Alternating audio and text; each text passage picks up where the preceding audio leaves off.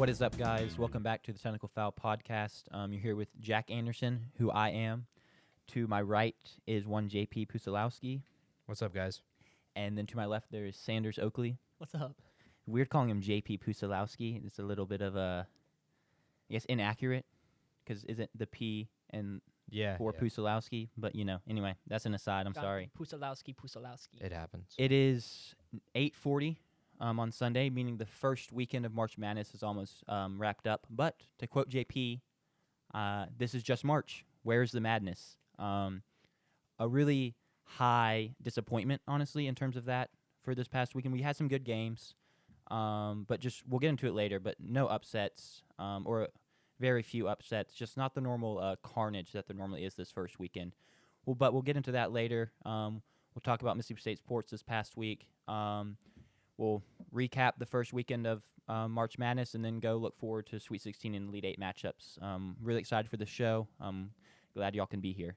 All right, JP, you want to get us rolling into Mississippi State sports update? Yeah, absolutely. Baseball, they did play baseball. Did they win baseball? Not very much. They beat Jackson State and then beat Oklahoma on Friday. Pico Cone had another great outing. And Pico Con. Okay, sure. We're going to have debate on that one. All right. I've never heard anyone say Cone. Pico Con It has to. I'm going to look this up. It has to. had a good performance on Friday. The Bulldogs were able to beat the Sooners. And then on Saturday, Bulldogs couldn't take advantage of a comeback. They were down 7-0, had an 11-10 lead, and then Oklahoma scores the final 3 to win by 2. And then Sunday, it's just the story of the season. At this point, previous seasons has been bad pitching, but this season it's just been leaving runners on base. Today, I believe twice we left the bases loaded. Bases loaded with 2 outs, sure. But still leaving the bases loaded and not scoring runs isn't going to help you win baseball games, that's for sure. Don't forget the 5 errors from the loss on Saturday. I don't know if you mentioned that. I did not mention that. That we had 5. We had, I believe, 14 hits to their 8 or 10, and then 5 errors to their. Errors are killer. That's worth mentioning. Very, I would say so. Women's basketball 1-0. The Dogs defeated 8-seed California. They dominated them specifically. They won every single quarter, led by Anaya Russell and Medina Okat's 14 points apiece. The Dogs will play against USC and Juju Watkins on Monday at 9 p.m. Central. They're currently 17.5-point underdogs. Sanders, go ahead. I just want to say, I want to talk about the team a little bit because I am a huge women's basketball fan, have been for the last 10 years, especially Mississippi State. I did not go to a March Madness, not a March Madness, it was a party on Saturday where I knew basketball would be on, and I did not go because I knew I'd be heckled if I asked to watch the women's game. So I stayed at home, did nothing, sat on my couch, watched the women's game. It was insane. California is one of the best three-point shootings in the teams in the country, and I don't know if you have it, and I feel bad that I have to pull it up now, but the percentage we held them to was absurdly low. I do not have that percentage. I will pull it up very quickly. Jackie, got a guess? 22%. I'm going to go with 26%. I assume it's going to be lower. Since last I heard they were 3 for 21, 14.3%. Dang. It was, and let me see. Good defense from the Dogs, or were they yes, just... it was. Okay. It was. I've watched every single women's game. They have at times struggled to lock in. At least it appeared. Lots of turnovers. Turnovers have killed us all season. This was, I think, the most locked in I have seen this team all season, and it paid massive dividends. And it made them so much. Yeah, they shoot 35% on the season as a team, which I think is good, right? 35. It's pretty good. As a team, not bad. So, yeah, it was very exciting to watch the defense really lock in. We did have a very scary injury for a second. One of our probably 6th player off the bench, Konaya Montague, took a knee to the knee. Was down on the ground for a couple of minutes, just holding it. Was really worried about the ACL. She went off and sat out for about 2 quarters. Came back in with a sleeve on and played the rest of the game. So I think she was just like a bruise. Yeah. One of those things that takes a little bit of time to walk off because it hurts a freaking lot. So yeah, it was very good to see her come back onto the court. And yeah, it was also California. So it was at USC. The way the women's basketball tournament works, the first 2 rounds are hosted by the top 16 national seeds. So we were playing in USC Stadium because it's their regional. So I'm not sure. California's in Berkeley, Yes. which is probably not far.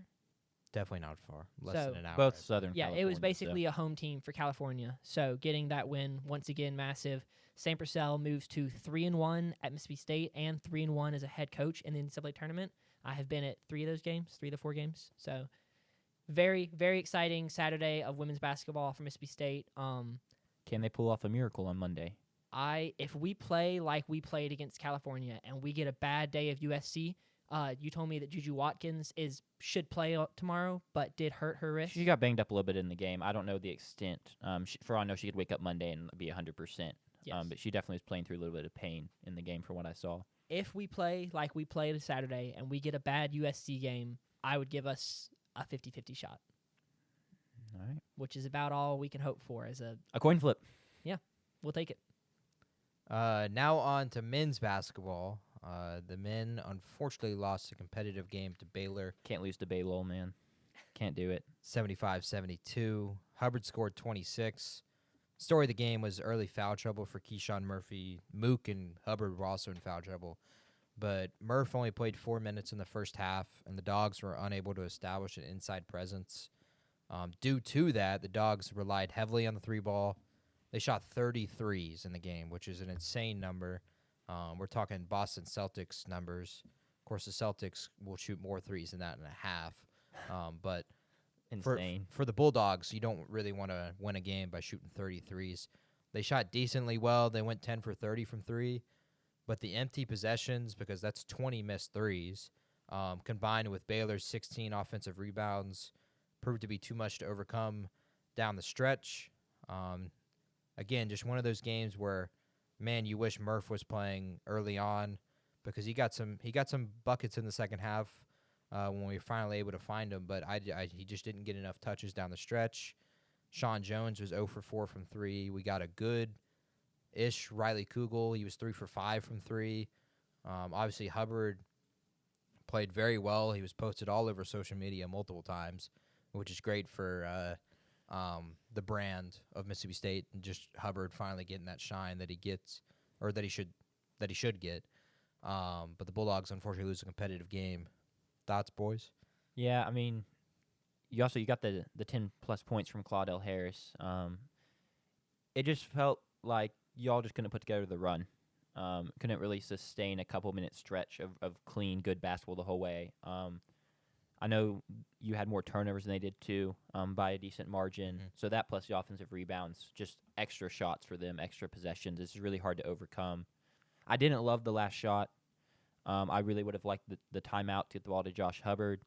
But hey, you got a shot up. I guess you live with it. I'm sure if Jans knew that was the last shot that they were going to get up, he would have called the timeout. But hindsight's 20/20. There's been some debate and discourse over that, but sure. I don't know. With how good Hubbard is, I'm kind of a fan of the timeout in there. I but agree. I would have called the timeout. There's been a few times this season I've been at a ton of state games and been very close to the court. There have been many times where I feel like Jans shouldn't have saved the timeout. I don't think that this team showed much throughout the course of the year that if you let them play, they're going to get a good shot. Sure. And the problem with that is Jans is really good, at least because his plays haven't been seen a ton, at drawing up good plays to get really good looks.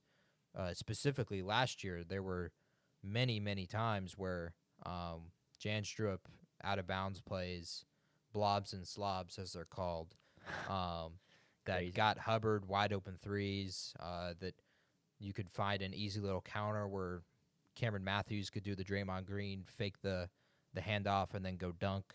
No, I agree. I hate that the season ended on a Claudio Harris shot chuck 3, and I don't disagree with everyone's opinion on that. I agree with him there. Don't think it's like malpractice or egregious or anything. It's just how He was our second best it 3-point it shooter on fell. the season. and yeah. He wasn't having Not like a- terrible. He was shooting pretty well on the day.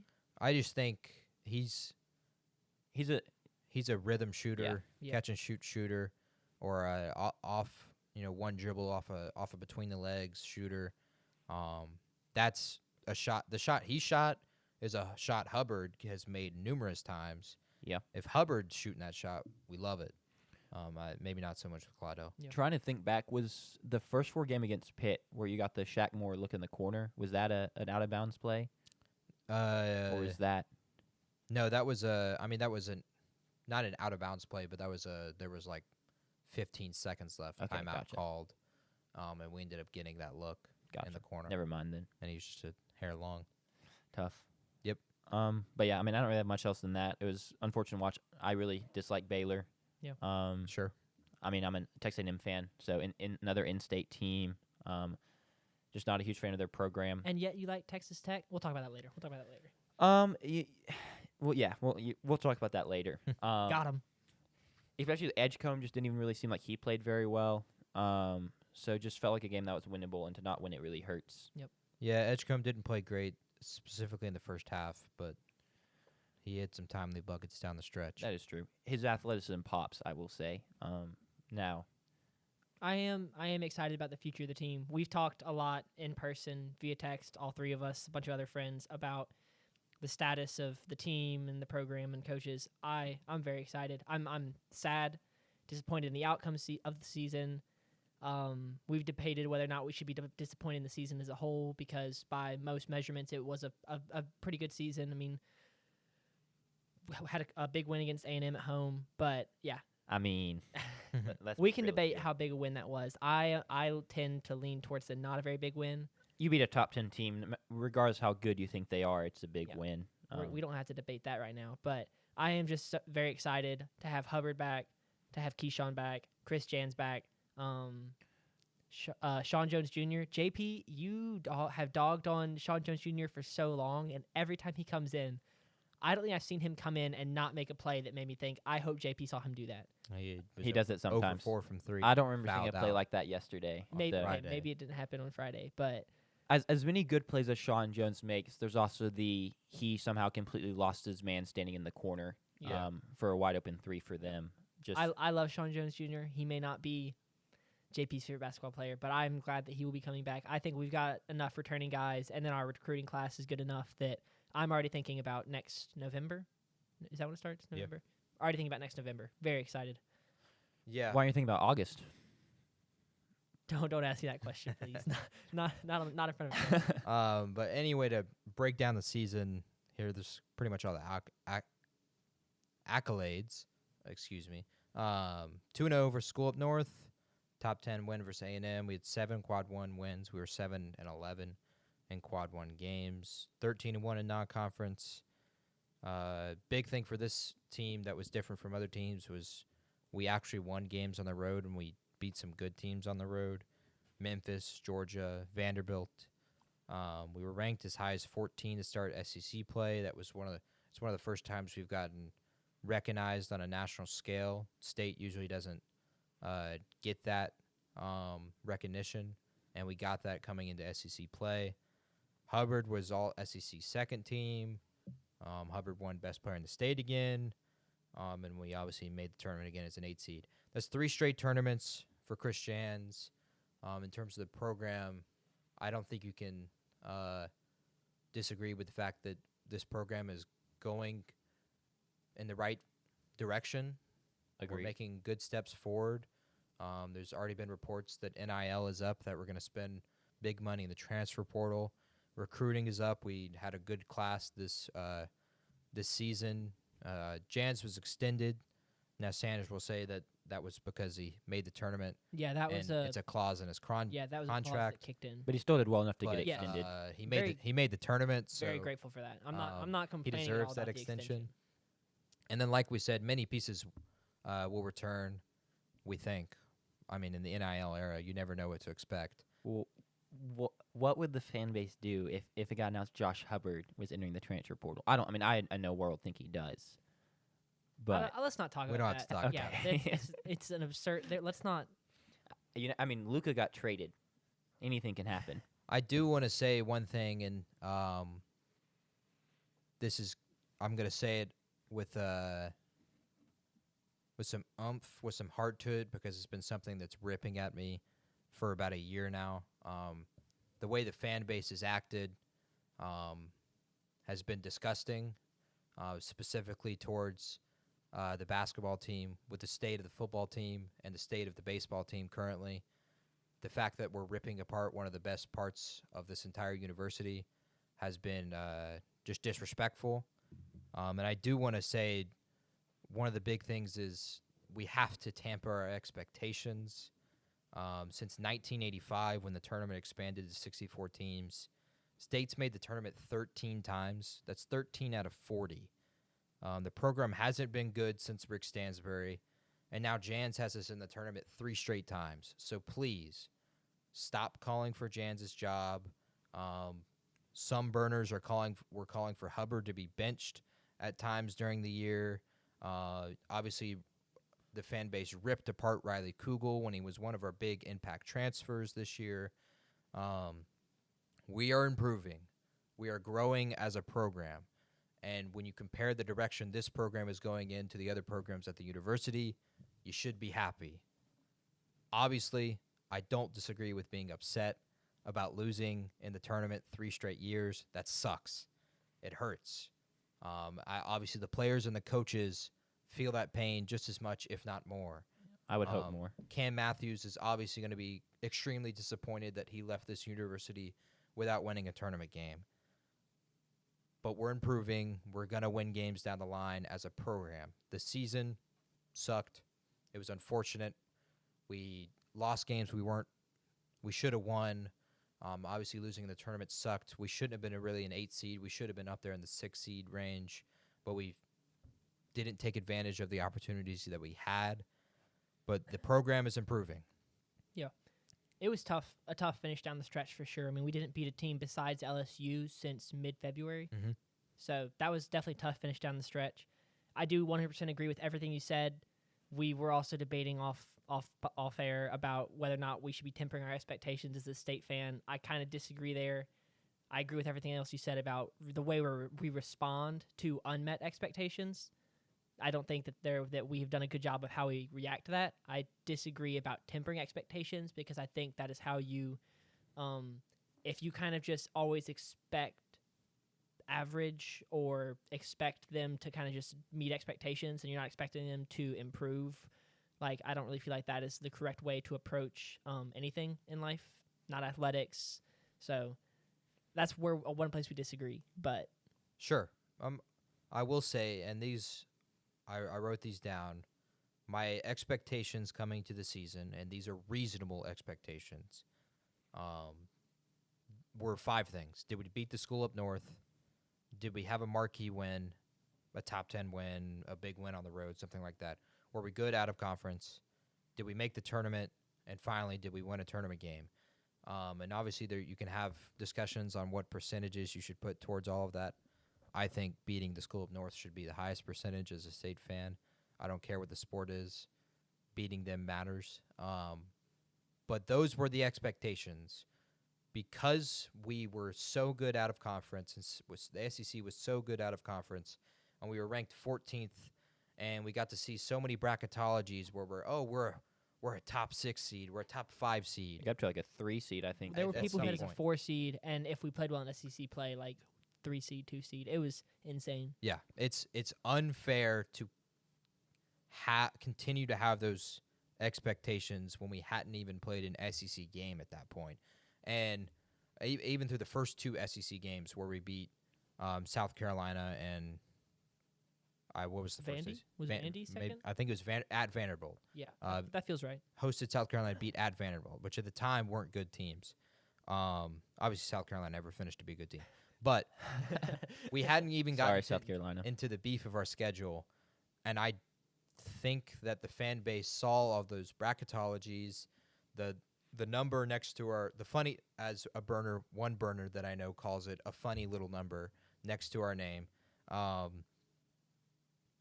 You can't continue to set those expectations on the team when they weren't the expectations coming into the season. And I think that would be my counter to your point, Sanders, of these were my expectations coming to the season. If you're going to raise your expectations above them, you set yourself up for nothing but failure, specifically with Mississippi State University. I mean, the data doesn't say good things about our athletics. 13 times in 40 years making the tournament. And I'll say again, just quit tearing down the best program here probably at the university. Obviously, softball and women's soccer are doing well, but out of the men's big tennis, don't forget men's and tennis, men's tennis, top 15 in the country. Out of the big three, though, the And best program currently. women's golf was good last year. But out of the big three, quit trying to tear down our best program when the other programs are not meeting even decent standards, to say the least. But that kind of concludes my state sports update. I'm glad I got those words out because it's been, like I said, it's been bad. The fan base has been terrible. Be better. Love the Bulldogs. It's Mississippi State. We are not Alabama. We are not Kentucky in basketball. The only sport I am fine with those kind of expectations is baseball, is because we have had that as the standard here at the university for a very, very long time. Yeah. But everywhere else, calm down. Yep. Love the Dogs, enjoy the wins, and continue to fight with them even when they lose. And a lot of y'all do. It's not the whole fan base. It's probably a vocal minority. Yeah, shout out Elon Musk. Twitter's terrible. Yeah. 20 20 minutes later, do we want to move on to the next segment? I mean, that's exactly what I was about to say. I was like, I have a couple things I could probably add. No, let's. But let's I'm not. move on. I'm not a state fan. We've been on here long enough. He does occasionally say us. This is every time Jack accidentally says us, referring to Mississippi State, it's breaking news. It's like, I don't know. It's like I am a child of divorced parents, and Mississippi State gets me every other weekend or something like that. I don't know. Interesting. Yeah, you know, it comes in spurts. But shall we hop into our March Madness recap? Yeah, absolutely. Kick it off once again. It's 9:02 on Sunday. We have 3 games still going. Is it just 3? I believe so. Ole Miss They're is up not by going well. 21 right now, with 9 minutes left in the second. Wow. Mississippi. Oh my gosh, that's MSU. Michigan State is down 2 at halftime to New Mexico. Dana Altman just wins in March apparently. Early in the game, but they're up 11 over Arizona, Oregon that is. But we can go ahead and look at the rest of the games. We can talk about some of them, the ones that haven't finished too. Let's start with. I want to the huge news of what just happened. Sure. Yeah, absolutely. Derek Queen gave us the first buzzer beater of the tournament. A little redemption as Maryland has lost the last 4. Their last 4 losses have been on buzzer beaters or last-second shots, which is insane. And it looked like it was going to happen again. Shout out to Colorado State. They really battled. They're a good team. They're really hot right now, too. At times during that game, they really looked like they wanted it more than Maryland, honestly. And they hit a huge 3 with probably about 7 seconds left to give them a 1-point lead. Maryland comes down, calls the timeout as they cross half court. Apparently, Maryland's head coach asked in the huddle who wants the ball, and Derek Queen said, "Give me the MFing ball." And coach said, "All right." That is a quote. That is a quote. And he gets downhill, puts up a good defense, honestly. Has to put up a tough kind of leaning, I don't even know what you would call it. He drives to his left, and then he kind of fades away further to his left, and it was that thing hit so high off the backboard, it just kissed it. Great touch. It was from insane. him. It just fell back in. It was wild. It's still like I'm driving for the layup. The layup lane gets denied, so I get forced wide and have to put up this kind of little leaning floater thing. That shot was tough. It's like what LeBron did against Toronto, except 5 times easier than what LeBron did against Toronto. Sure.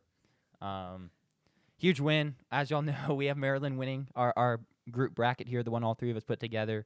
So that would have been a crushing loss. Would have killed the bracket. After that Definitely. 3, we were silent. We were just like, there's no way. Great play from Colorado State too out of their timeout. Yeah, that was wild. To kick to the weak side for the open 3-point shooter. That's been the best game of the tournament so far, right? I would say so. It's the I'm first biased, buzzer I will beater. say, because The first buzzer beater, it was close all game. I think at one point a team got up by 10 or 14, but it got closed back down pretty quick. Mhm. So definitely the best game, which is unfortunate that it took us until 9 o'clock on the fourth day. Thursday? Yeah, fourth day to get a good game or a close game down to the end.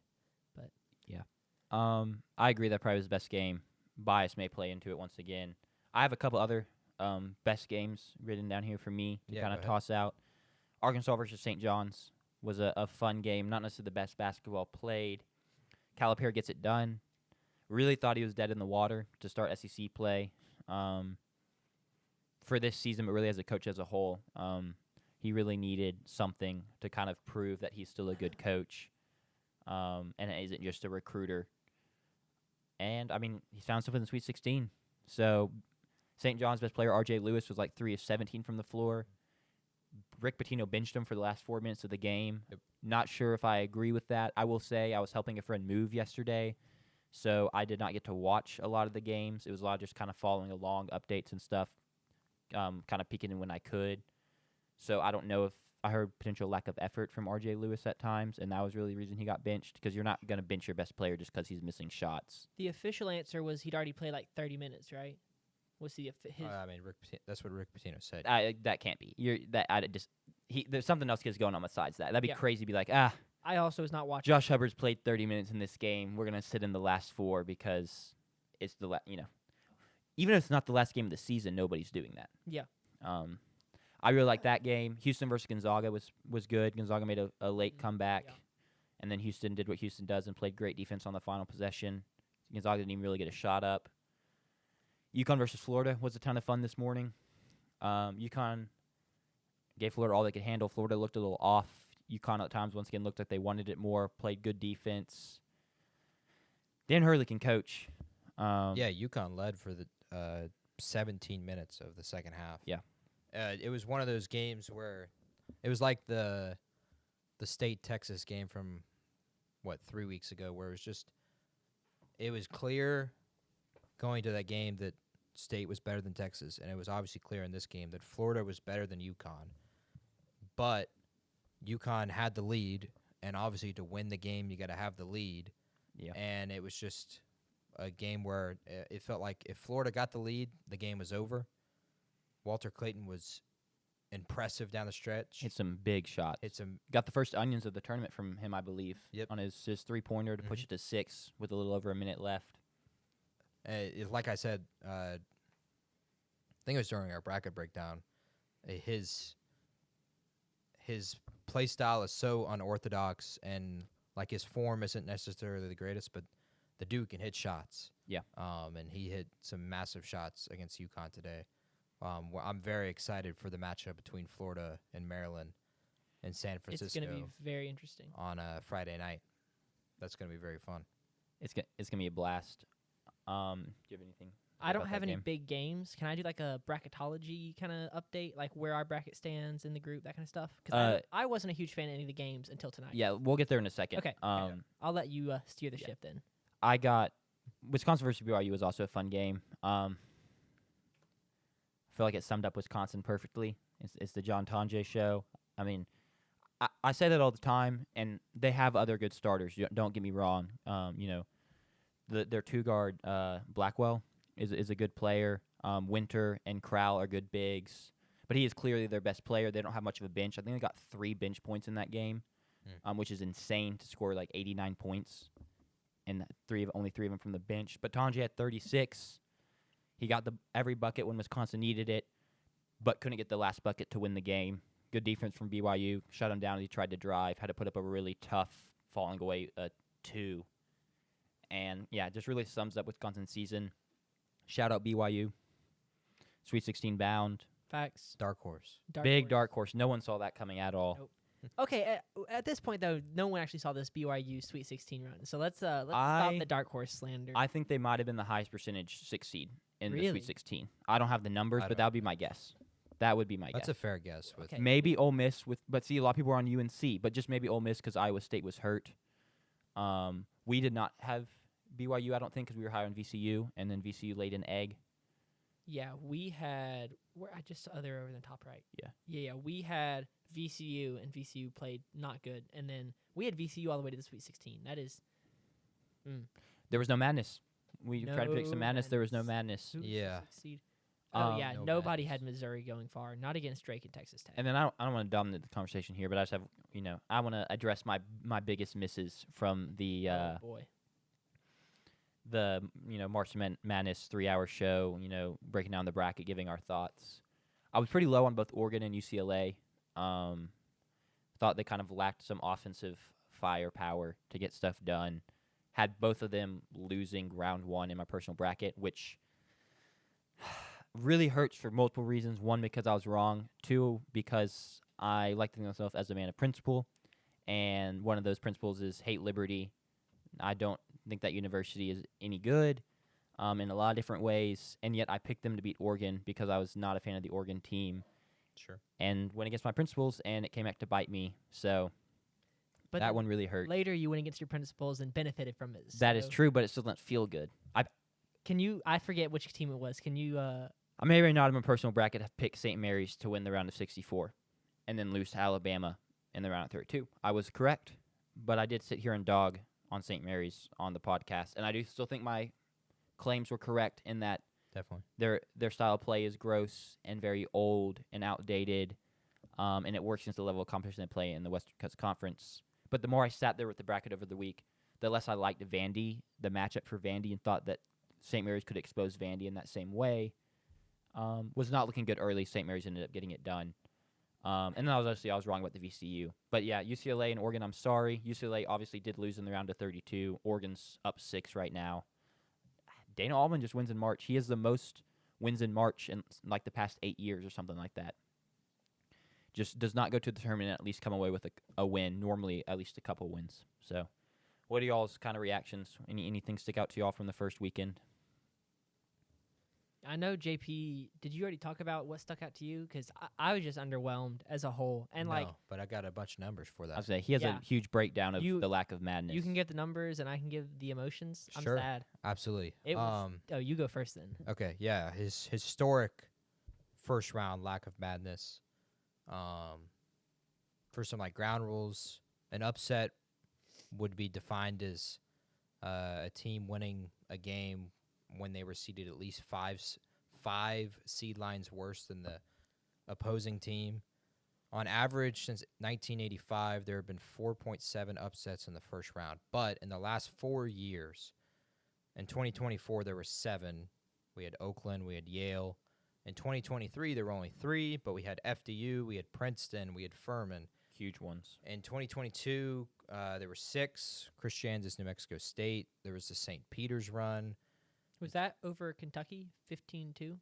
St. Peter's was, Yes. yeah. Doug Eddert, shout out Doug. Yeah, and then 2021, which was the COVID year where all the games were played in Indiana, we had UCLA and Oregon State.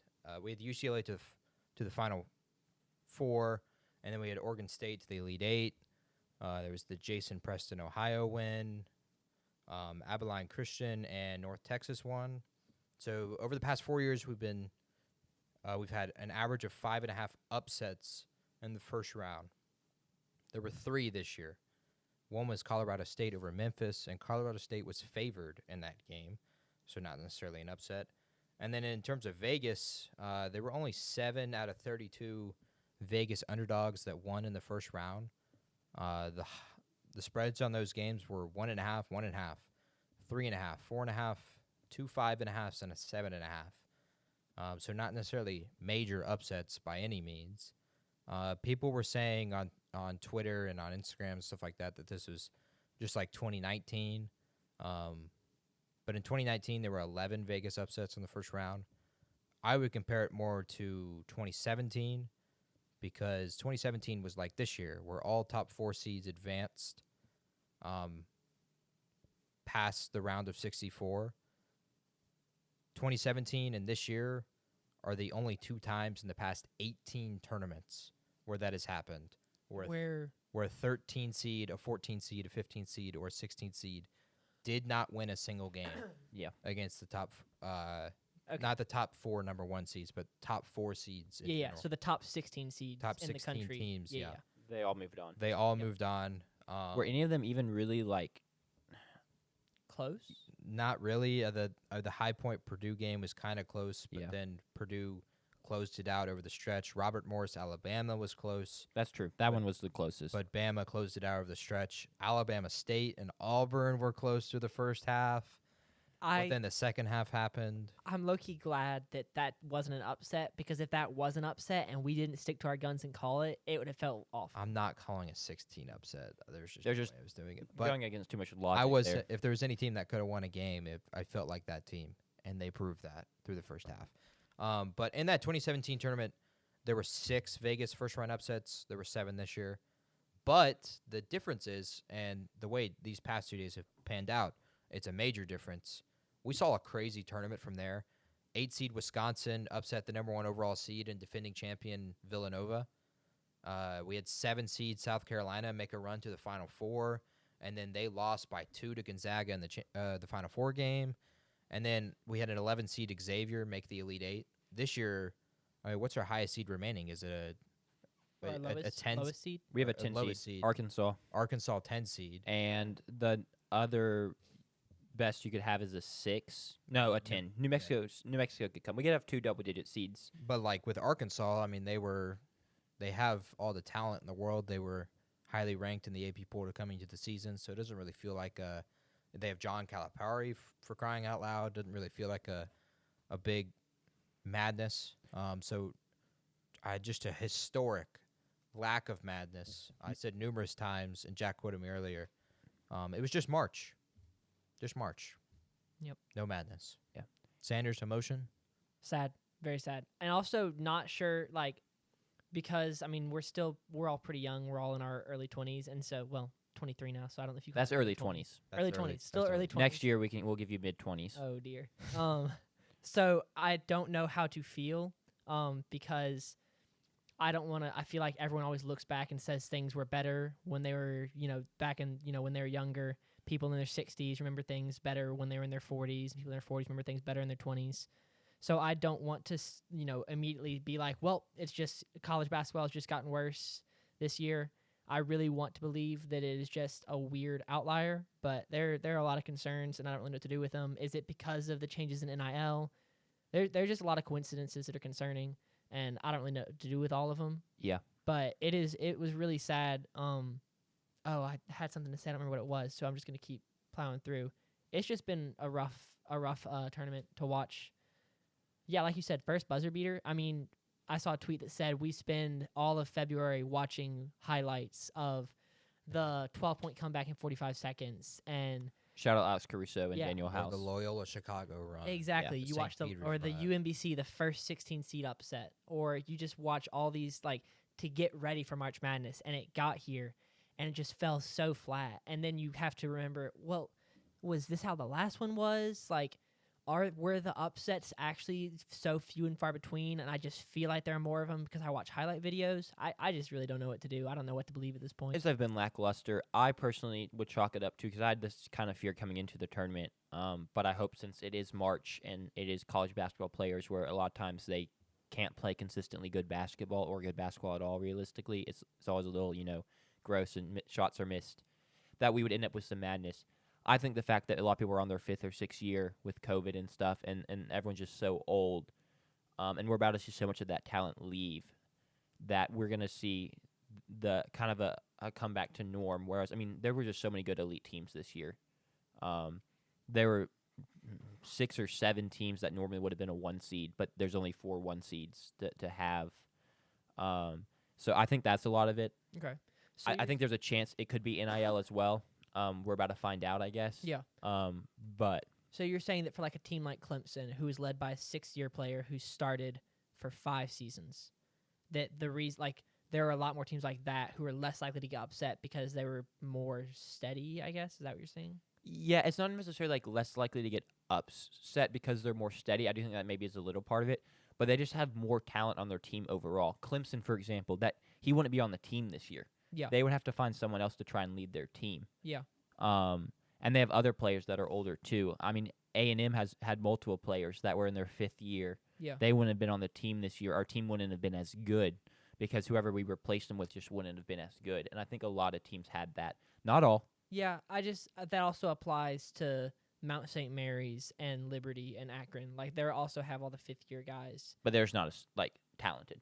Yeah, that's fair. I mean, I guess you're yeah, they would lose that guy that starts for them, and they'd have to find a replacement for that somewhere, and But you're he saying the maybe won't be as drop-off good. would I think be- the drop off is just a little different. Do you have any thoughts, JP? Yeah, I'm going to argue a complete counter to that. I think a huge part of this is the transfer portal. The being able to previously in college basketball, if you transferred, I mean, it was in every college sports. You had to sit out the year and then you got to play. So transferring wasn't something that was suggested because you have to sit out a year and then you can play, and you lose that year of eligibility as well. And then NIL is a part of that, being able to transfer somewhere to a school with more money. I think we might see more of this, more of the same. I mean, look at the FAU Final 14 from 2 years ago. The 3 leading scorers from that team are on 3 big programs: Michigan, Florida, Arkansas, and they're all in the Sweet 16. Yale with Danny Wolf leaves and he joins Michigan, and now he's in the Sweet 16. I think it's going to hurt these lower schools, these mid majors a ton, because if you make the tournament or you have a stellar season, and you can then just transfer, and then it's even going to hurt the teams that aren't very good, or don't play good basketball. Like Claudio Harris plays 4 years at Boston College and then transfers here to State, and gets to play in the tournament. R.J. Melendez played 3 years at Georgia and then transfers to Illinois State. before that. And Illinois He did make before the that. tournament with Illinois. So I think we're going to see, for the guys that aren't good enough to go to the pros immediately, which there's only 30 of those a year now with the talent that's coming in from Europe, that these guys are, if they play good for a mid-major, they're going to transfer to these bigger schools, and I don't blame them. Like And it I doesn't also connect. don't blame these schools for bringing in these kinds of transfers because it's successful. I mean, look at Michigan Sure. with Vlad Golden and Danny Wolf. Look at Florida with Elijah Martin and Walter Clayton, who was a transfer. Yeah. What Tennessee- Arkansas, big group of transfers. Tennessee, last year with Dalton Connect. exactly. That's they had in the regular season. Grant Nelson at Alabama. Yeah. This is just the norm. Yeah. And I hope that it doesn't change the madness, because I think another part of that is you can see that these kind of teams won't be successful. Arkansas is able to turn it around, but their season with all the transfers they brought in was heading towards utter disaster. Yeah. Calipari's coaching career was being called to almost be over. Yeah. But they were able to put it together. I think that could play a part, but I would disagree. I think we might end up seeing more of this, where these good players from smaller schools or even the big schools that aren't good are just going to transfer to the good schools and get to play in the tournament. Yeah. I think my thought with that is, I mean, I agree that it's probably going to negatively impact the mid-majors. There's no doubt that's going to negatively impact the mid-majors. Your top seeds have always been the better teams, and the mid-majors have always still found ways to pull off upsets. And it's not like these mid-majors haven't had good players. Nick Clifford, the guy for Colorado State, put up good performances. Poulikitis, the guy from Yale, was on the team last year. Mhm. He stuck around and played great this year again, too. I think you are right that the transfer portal does impact maybe Madness negatively, but I do think a lot of it is this thing that this is probably the most talented year of college basketball we may ever have, or have had in a while. Until Chad Baker-Mazara comes back for his 8th year. Yeah, I don't know if I would put Chad Baker-Mazara in something that drives up the talent level of college basketball. He's above. He has to be above average as far as college basketball talent Y'all goes. see what Bruce Lee, Bruce Pearl said about him? Was that a real quote? What did he? About him saying Which- he's really which bony, so when he falls on his butt, he bruises really Oh. easy. I didn't see that. I did not see that. I- I think you got Sintel. It was not No, Sintel. I that's- can that confirm sounds like that. a Bruce That sounds like something Bruce Pearl would say. Yeah, JP. The other thing I will say to that, and then we can move on. I was gonna say we gotta get back on the topic at hand, but go Yeah. ahead, Sanders. So it just, for another analogy for what you're talking about, it's kind of like that Tampa Bay Super Bowl in 2021, right? Where they brought in all these new pieces and it didn't work and it didn't work and it didn't work and they snuck into the playoffs and then it clicked at the last second and they won a Super Bowl. That kind of feels like what it's basically going to be that, but with a transfer portal. You're going to bring in all these new pieces and you're just going to hope it clicks, and if it does, you can win a championship, and if it doesn't, it's just going to be reload the next year and try again. Arkansas to win the championship from Sanders. That is exactly what I'm hearing. It is But- on the record now. But would you be surprised, not surprised, if this team clicked, if the talent clicked and Calipari, potentially good coach, we can debate about that. We're not going to. We're going to move on. It could happen if the talent just clicked and meshed. Oh, really no. Disagree. I would, coming to the season, I wouldn't have been surprised if Arkansas were to compete for a championship because of the amount of talent they had. And I mean, it's a big factor. A national champion head coach that's Yeah. going to play a He's factor, been there before. especially in college basketball. I still think even if everything clicked for them, I wouldn't expect them to win a national championship. Yeah. I still don't think they're as talented or as good as a Florida or Duke or Yeah. Yeah. A But Final ma- Four run. Maybe Sure. maybe that becomes the new madness as we get these 10 and 11 seed teams that sneak in with talent and haven't worked all season, and then they're the ones that click and Sure. they upset the Dukes and they upset the Florida. I don't know. We'll see. I do.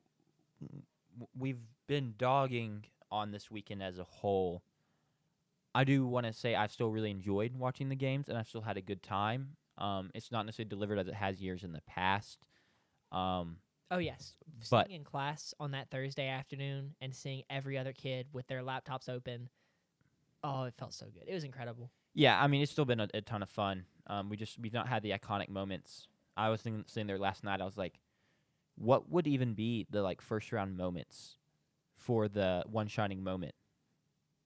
Montage at the end, and there's just not really very many to go off of. Also, as we speak and as we kind of dog, we do have two really close games going on right now that might help to kind of elevate the status. Sure.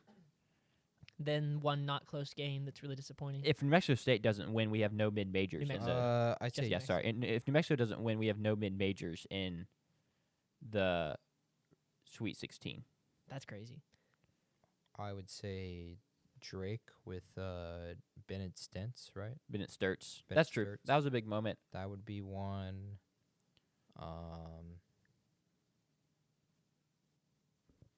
I think the ending of the St. Mary's game, maybe. Yeah.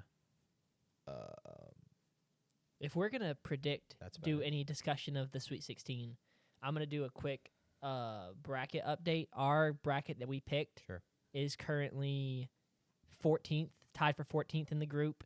The technical foul bracket group. It's not great. Shout out to our leaders. We have Mama's Picks 1 and Winner Chicken Dinner. Your siblings are lapping you. Your sibling and your My mother. mom is in first and my brother's in second.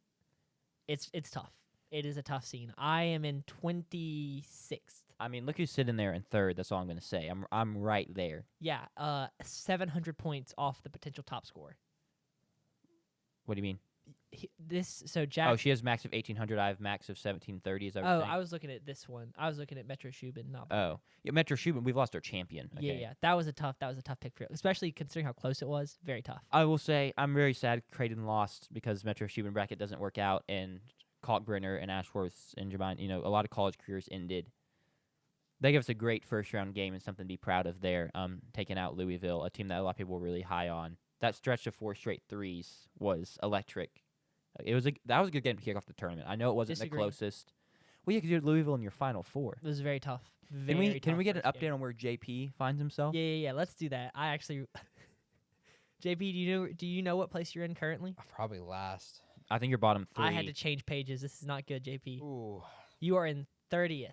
For perspective, there are 34 teams. One of them says I appreciate mascot the won perspective. by them as well, so clearly they didn't really fill out a legitimate bracket. Yeah. And then my fiance's bracket is right there as well, and I think Is that the head coach's bracket? she did it based off which head coach would be more likely to spike her drink.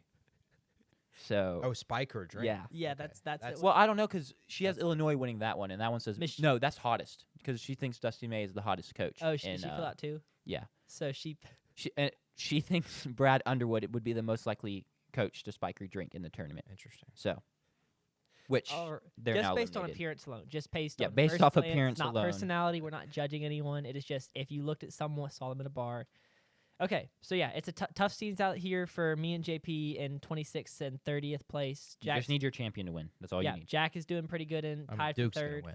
My mom and my Agreed. brother beating me, and then the podcast bracket. The podcast bracket is in 14th. If Maryland wins, we're winning Correct. Oh, yeah, easily. Yeah. because no one else. Yeah, and they're winning. It's well. I guess you did just say 10 seconds ago. Duke's winning. The but early spread on the Maryland Gators game, it has came out very recently because Maryland won about an hour ago. The Gators are favored by Sanders. Jack already saw it, so Sanders, you got to I guess. can't guess sadly. Audience, go ahead and guess in the comments. 8.5. Maryland is favored. No, Oh my god. That'd be insane. the Gators. jaw The just Gators dropped. are favored by 5.5, Okay, so I wasn't super far off. and the total on the game is 155.5. So they think Maryland and Florida are gonna light it up. Obviously, that's not the highest total we've seen all season, In one of but my that is brackets. that's a high total. In one of my stupid brackets, I had the final score as when you put in your tiebreaker, I put in 198. So I'm expecting a shootout. In the If it championship. was Florida, Bama, I think that's not a bad guess. Actually, moving along, I would say, do we have any more things we really want to say about this first weekend? I mean, I don't think it matters. we I didn't think come we need into to move this. on. We didn't come in this podcast like looking to do a full breakdown of the first couple rounds or anything. Just kind of give overall thoughts, best games, best moments. Did y'all see Amir Khan is following Will Wade to NC State I did. as a grad assistant? Cool. So He's shout on out to the portal. him. Good for Also, him. apparently he's made over six digits in NIL. Yeah, earnings. I mean, make that money, man. Yeah. You in this world, there are going to be very few, if you're lucky, very few opportunities to make good money. Don't pass it up Facts. ever. I don't care what it. I mean, don't do anything illegal, but Would you say podcasting is one of those opportunities? no. Also, Oh, update That's tough. That the is school not up the answer north I wanted to hear. has beat Iowa State, so First- Ole Miss is officially in the Sweet 16. Oh. They won 91-78. I felt good about that one. I did kind of predict that. I also, I'm not gonna say kind of. Sitting here watching, I kept thinking, why did I have to be right about being low in Iowa State? If Iowa State just could have been healthy, I've been saying it since the Big 12 tournament. I just didn't like where Iowa State was. I didn't like how Iowa State finished, and here they are getting upset in the round of 32. Gosh, what a story for Maryland, though. To lose your last 4 games on a buzzer beater and then win a game on a buzzer beater. I'm like the biggest Derek Queen fan now. That was electric. Did you That- see them crown him after? I didn't see that. I mean, that's fire. I mean, his last name's Queen. Put the crown on. But, Good stuff. We needed that moment. We were That kind of Wait, what was? I've We got got Florida hyped. minus 6.5 on ESPN. Well, the line moved I that have quick. them minus 5.5 on ESPN. What? Oh, it's moved to minus 6.5. Wow, Dang. interesting. So people are picking Florida. Yeah. The people don't know. Let them know. I mean, all of Maryland's starting 5 averages at least 12 points a game. I This think is that's something true. to be aware that of still when you're hold placing true? your bet. I feel like Through the tournament, it may not. I'll let you know. Yeah, we need an update on that. All right, we're just gonna before we end the show, we're gonna look at some Sweet 16 and Elite 8 stuff for next weekend. Sticking mainly Sweet 16 because obviously we know those matchups. I think we're just gonna, have some fun with it. I'm gonna read out a matchup. Y'all tell me who y'all think wins. Okay. Okay. I mean, we've already filled out a bracket, but we won't go too in depth. Auburn, Michigan. Sanders, who you got? Michigan. JP. I got Michigan. I probably also have Dude, we're gonna curse Michigan with the trifecta sweep. I guess. Auburn's a 7.5 point favorite. I don't necessarily love Michigan. I don't love the way Auburn's playing right now. I really wish A&M could have found a way to win that game. Not even found a way to win that game. They were up 10 in the second half and then just crumbled. I think it was bad coaching. Michigan adjusted defensively, took away our inside scoring presence of Pharrell Payne, who was fantastic. Mhm. I think he had a career high 27, might have been 26, 26, 27. After having a career high in the first game. Great tournament from Pharrell Payne. He's about the only player coming back that I'm excited for. Considering Y'all are losing 8 players? 8 of 10 rotation players are leaving. Insane. We returned 2. and neither of them normally started, though Pharrell Payne didn't start because schematically, I guess, he was easily one of our 5 best. He was a top 3 player on the team. I mean, Yeah. Keyshawn Murphy didn't start, so Yeah, exactly. Yeah, I'm happens. not dogging on Pharrell Payne. I love Pharrell Payne. Very happy he comes back, but he didn't get a shot off in the last 8.5 minutes of the game. And Wade Taylor was cold, and that's kind of the story right there. We couldn't stop fouling. They got to the first game all season where we were out. The other team attempted more free throws than we did. Anyway, I could talk about A&M basketball for 20 minutes, so I'm not going to. Yeah, I'd say this Auburn pick is more of a me being down on Auburn than high on Michigan. Like, I just don't like where Auburn's at, and so I'm going to pick Michigan. I'm on the opposite. I'm kind of high on Michigan after watching those 2 games. That's fair. The Roddy way- Gale hitting shots is huge for them. If he Roddy found his Gale confidence hitting back. shots is huge. They just beat UC San Diego, the second best team in the country behind UC Irvine. Sure. That's up for debate. But the way Golden and Danny Wolf have played together, I think it's going to be an interesting matchup for Auburn because now Auburn's going to have to play Broome and Cardwell together, and Broome and Cardwell don't play well together. His floor spacing is going to be whack. Yeah, and Danny Wolf and Golden play excellent together, so I think that's going to be a very, very interesting matchup. The unfortunate thing for Michigan is that's going to be in Birmingham. That's going to be a true road game. Yeah. Not as true as playing down on the plains, but as close as you're going to get Sure. in the NCAA tournament for sure. That's going to be a very exciting matchup on Thursday. All right, moving on. We're skipping the Ole Miss game because we don't know who they're going to play. Either they're going to play Michigan State or New Mexico, so we're just going to skip Michigan past State it. is up 5 with 11 left. Yeah. Florida, Maryland, who we got? I know who you're picking, Sanders. Give me the Crab 5. That's Cap. Low-key, I really don't. Every time I talk about me cheering for Florida, I get blackmailed into saying, Sanders, you're a part of the pod. We picked Maryland. So did you. If Maryland fails, that's on you. And I really hope. That was really loud sound. I hope that was not in y'all's ears. That was in there. No way it wasn't. Yeah, I mean, I heard it through the headphones. Yeah, so but I don't know if apologize, that guys. goes into the video. I hope not. Anyway, apologies. I'm getting blackmailed and guilted into having to cheer for Maryland whether I want to or not. So I am cheering for Maryland. I think Florida's going to win. I don't know. Is it really blackmail? Like, what are we like? You're telling me my reputation is on the line. And then when I tried to say something the other day and I was like, guys, like I picked Florida and then I got outvoted and y'all were like, nope, once the vote is cast, like This is true. you're locked in. And I just while I support this pick because, I'm not gonna as a group, that's who we elected, that's who we voted for. So I'll stand by it and I'll back it up, but I don't like it. JP? Yeah, I got Maryland. I think it's going to be an electric game. Gillespie versus Walter Clayton's going to be fun. Yeah. We're going to hope for a bad Walter Clayton game. Interesting for this one, both teams got to travel out west. This game's played in San Francisco. I think it is going to be played at the Chase Center Gotcha. for where the Warriors are. Yeah. But yeah, this is going to be a really, really good game. Florida favored by 6.5. UConn was favored or an underdog by 9.5. So this is a little bit closer of a game, and we saw how close that game was. But Florida played pretty bad. So Sure. I think there's a really good chance that And also UConn was a back-to-back national champion led by a very good head coach. I think UConn was not necessarily underseeded, but one of those teams like Arkansas where you knew if they put it together at the right time, they could be one of the best teams in the country. or like Baylor. Disagree, but yeah, I'll take Maryland too. Subjectivity, bias. I feel like I have to. Fun team to watch. This game I'm most excited for because I'm all over the Crab 5. All right. Hold up. I just want to, for the audience to know, I'm going to out y'all. I have both y'all's personal Elite 8 picks up, and y'all both picked Florida to the Elite 8. So I just Sure. want y'all to know what kind of guys these are was that how I'm we having felt to at deal that with. time. Yeah, nothing stays put. It was an initial reaction show. So you picked Maryland, and then you picked Florida after, and It's now you're almost back like on Maryland. it's almost like I hedged, honestly. It was like Sure. I can't be crushed with having This is what I had to deal with. both. No, I mean I can't have Maryland in both because if Florida wins, it's wraps. So I hedge, pick Florida in my personal one. I love to see JP hedging his already 20th percentile bracket. Yeah. He didn't know it was going to be that at the time. I didn't know it was going to be that at all. All right, next game, Texas Tech, Arkansas. Texas Tech is a 5.5-point favorite. Shout out CT. I like the Red Raiders.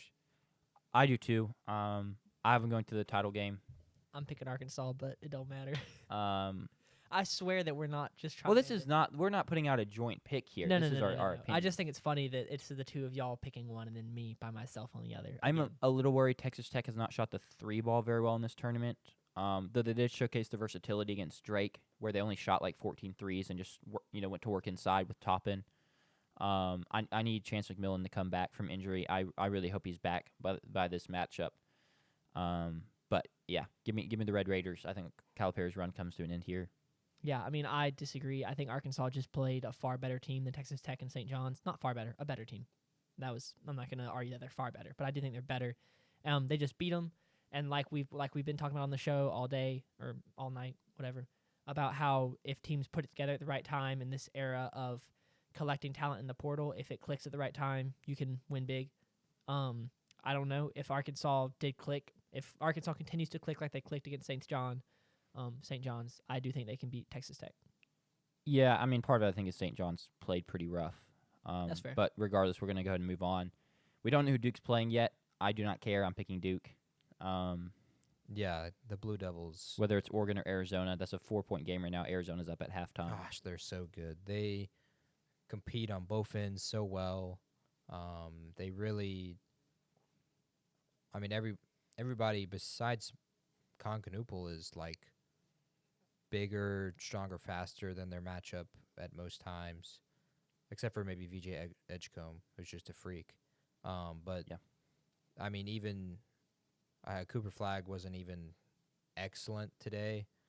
He was, second game off the ankle. He got poked in the eye very early. Tough. It panned to him multiple times, and he was like clearly saying like, "Dude, I can barely kind of see my eye." I saw that mouth multiple times from him. But man, they look so good. They're going to be very, very hard to beat. They got so many good talented players, and they play defense. One could say there's only one team in the country that can beat them right now. Well, not right now. The Crab 5, for sure. We'll see on April 7th. We'll see. Yeah, as someone that has been bicycle kicked in the eye, I feel you, Cooper Flagg. Oh, you got bicycle kicked in the eye? I did, yeah. I got y'all have Gaga Ball, Gladiator Ball, Octo Ball. Yeah, there's a bunch I'm of different familiar. Names. I was playing that with a dude whose arm was like as big around as my leg, and I go down to like block it, and he like swings and missed the ball, and I mean he planted that thing in the middle of my eye. I couldn't open it for 2 minutes. I thought I lost my eye, and I was like 13, 14 at the time, so like a pretty like I don't know unstable. I don't know. I started like panicking. I was like, oh my gosh, he like knocked my eye out. I'm blind. I can't see. I had to like go to like a nurse, and I was like so terrified, and I was like trying to pry it open to see if I could see. It was awful. It was traumatizing. Unlucky. Sorry that happened to you. I got hit with a skee ball. That is that's when rough. I was like 9 or something. I was being stupid. I was standing where the skee balls were being No rolled, sympathy. That's no. and it I mean, rolled off to the side and rolled me in the eye. Yeah, that is tough. I'll have to find the picture of my black eye when I was in 3rd grade. All right. BYU, Alabama. Alabama's a 4.5-point favorite currently. really? Sanders, are you sticking to your guns? No, I'm going Alabama. You're going Alabama. I'm also going Alabama here. BYU's a dark horse though. If they win, I don't know. I could really see this game going any way, but I'm going to go with either way. But I'm going to go with Alabama. I'm going to go with I like the Tide as well. I think they're going to play really well. I think they were kind of tested back-to-back against Agreed. teams that they didn't expect to be tested by. Robert Morris even gave him a better test than St. Mary's. But, no, I think, Grant Nelson going to get a little healthier. I think they're heading for a very, very fun Elite Eight matchup with Duke and the Tide. So I like the Tide to roll on, as some would say. Shout out to Grant Nelson for playing in that Robert Morris game. I know the plan was to rest him, and he kind of came to Nate Oates. There we go. And was like, "Put me in. Like I'm good. I can give you something." And I do really think that made a difference. And I could see a big Grant Nelson game in this one, just matchup wise. Sanders, you already said Alabama, so Yep, never I already mind. picked Alabama. Houston- I'm looking now. If I have my picks, I would have 5 teams in the Elite Eight, 5 SEC teams in the Elite Eight. I think right now the way we're going, we've got 4 because y'all picked Texas Tech over Arkansas. But Yeah. You're I think- SEC homer, confirmed. Houston, Purdue. Best Houston's a conference in basketball. 7.5-point favorite. JP, who you got? I like Houston. I like the Cougars. Purdue, I think, benefited from not having to play Clemson. Agreed. I think that helped a ton. I think Braden Smith was incredible across those 2 games. He was kind of unstoppable, and he played really well on both ends, defensively and offensively. But I think Houston's just got the matchups to counter that and to counter his 2-man game with Kaufman Wren. So I like the Cougars. Yeah, JoJo and, any sort of guard that JoJo to lock down Trey Kaufman Wren, and then any sort of guard that Houston has is going to just be able to, I think, guard Braden Smith, at least limit him. And so I got Houston. yeah, I got also Houston. All right, I think we have Is that taken the biggest spread currently? In Auburn, A? Michigan's the same spread. Yeah, Okay, so and then I imagine Duke versus whoever will be around there, probably. if not larger. I think that's going to be the largest spread. I think it'll They be play single today. digits though, maybe an 8.5 or 9.5. Yeah. Yeah. All right, Kentucky, Tennessee, Sanders. I'm gonna go Kentucky here. I think. Okay. Honestly, just because they need to win, because they can't fire Calipari / agree to let him walk or whatever happened in that, and then not get farther than them. I would love to know. Do we know? We don't know date or times yet.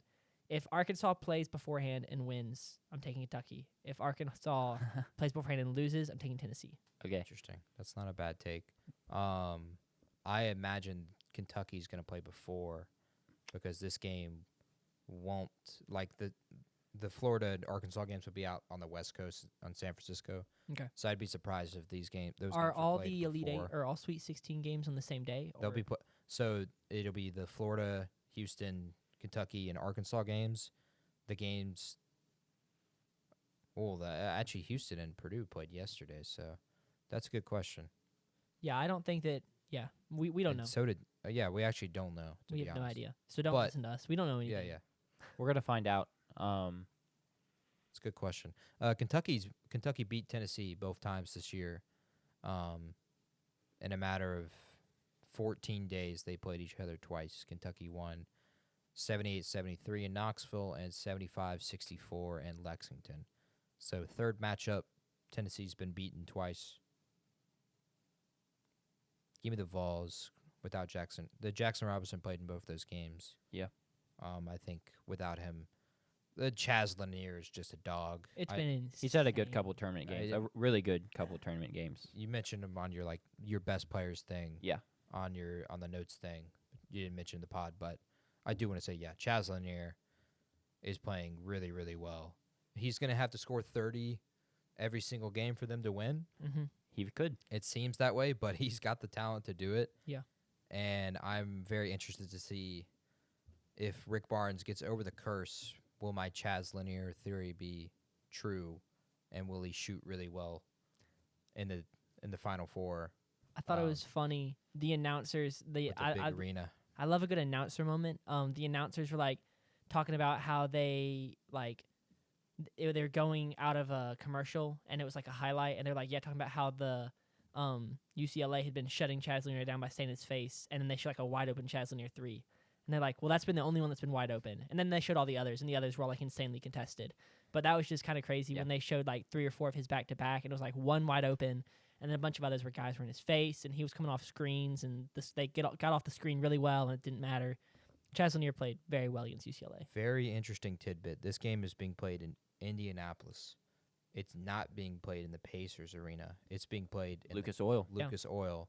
It won't be played on like where the entire stadium is full of fans. That's pretty standard. They'll do it like they did with the old SEC tournaments in Atlanta and the Georgia Dome, where it's half of the stadium, but depth perception might play a factor. Yeah. Playing in a We're gonna football find Isn't out. stadium. that standard for Final Four games though? For Final Four, it's standard for the court, and then like the New Orleans one with North Carolina Duke, that was just insane because the court was so tiny. Was it in the compared to- middle of the field? Yeah, it was in the middle of Really? the field, and The pictures from like the people that were way up in the You top can't see anything. rafters were insane. You're I gotta you're pull just up watching. I one of mean, you're those. just watching on your phone at that point Yeah, while you're exactly. there. That is so You're cool. watching it on your phone, but your phone is the video board. Yeah, That's in you're the- watching on the video. Yeah. board. Yeah. Do you so do we far know what? away. I wonder if they filled. They didn't fill that up, did they? Or they They definitely. filled it up. Yeah. Duke, North Carolina. It I was mean, Duke, come on North Carolina, Kansas, and Villanova. So it was 4 blue bloods. Oh, okay. I didn't realize it was like a. It's a great crop invitational. there. I got Kentucky here. I think they beat Tennessee a third time.